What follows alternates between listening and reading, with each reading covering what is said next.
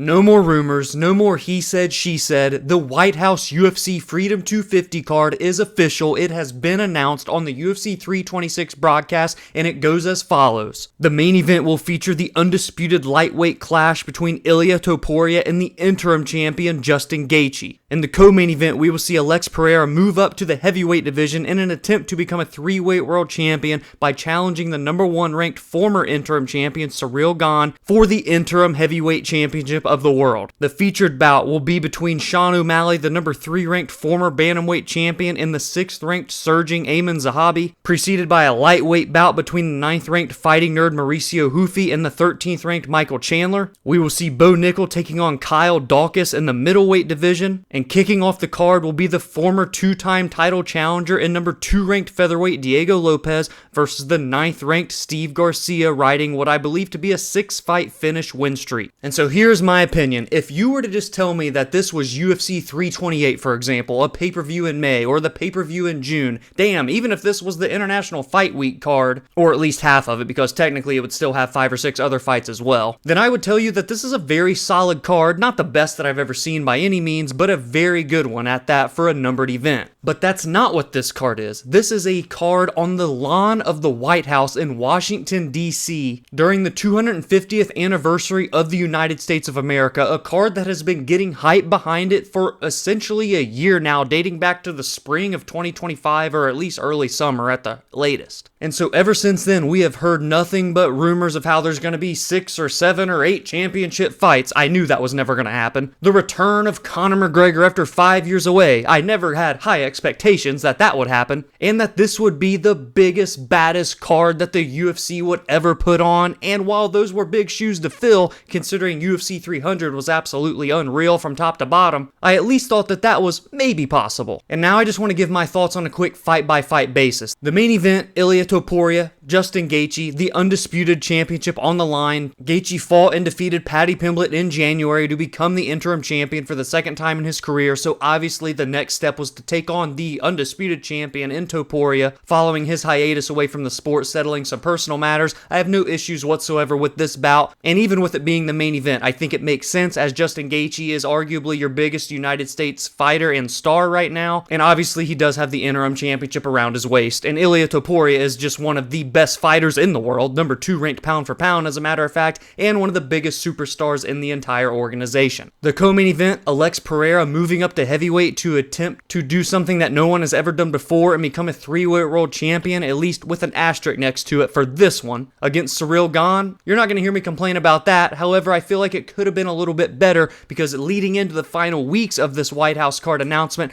we were hearing more so than ever that Jon Jones was potentially a bigger possibility than throughout the prior year leading in. And we learned that the day before UFC 326, during the weigh-in ceremony, that a fight had apparently fallen off, and you could see Hunter Campbell telling the matchmakers during the fighters making their face-offs and giving interviews with Joe Rogan. So we've been working on this thing non-stop, and one of the fights literally just fell out when I walked in here.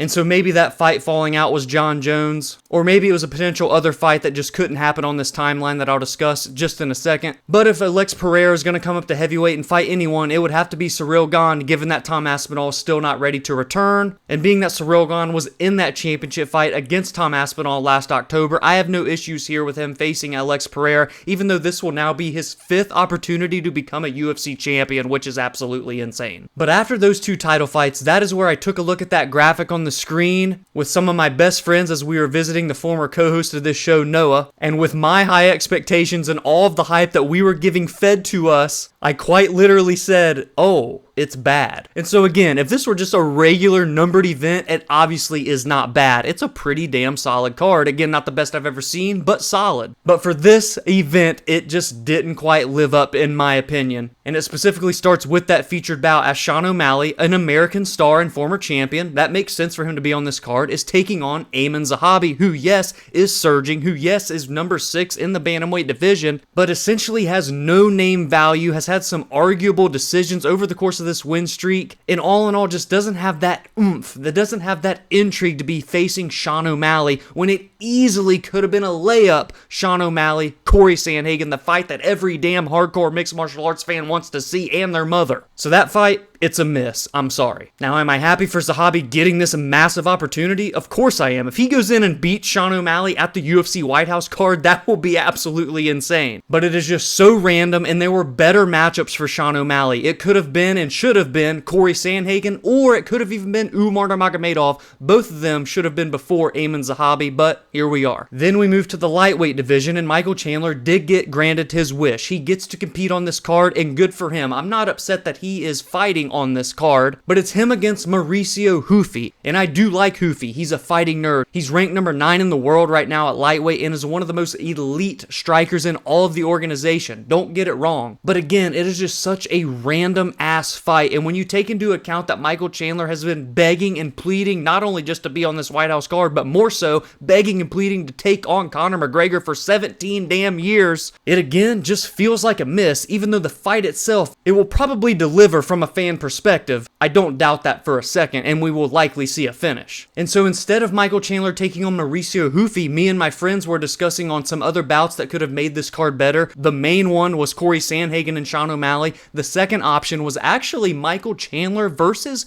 Colby Covington, and I know that's a wild card. I know it's weird. I know it's 2 different weight classes, but it's 2 guys that every time they get a microphone in front of their mouths state that they bleed red, white, and blue, and I think it just would have been an interesting stylistic clash of 2 guys in similar situations in their careers, no more title aspirations, and that are closer to the end of their career than the beginning. I think it could have been intriguing. I think it could have been fun, and the build-up would have been fun as well. But instead we're getting Mauricio Ruffy, someone who legitimately has title aspirations still in his career and is on the come-up in his career, fighting backwards from the man he just knocked out, Rafael Fiziev, and getting Michael Chandler. And so while yes, it's probably going to be a fun fight, I still all in all think this one's a miss too. And then we get to Bo Nickal and Kyle Daukaus. And again, much like Michael Chandler, I'm not surprised that Bo Nickal is on this card, but he's taking on Kyle Daukaus, and I'm not meaning to disrespect anyone when I'm breaking down this fight card, but you cannot sit here and tell me that that gives you the, oh, that belongs on this one-of-one event. Just a year ago, Kyle Daukaus was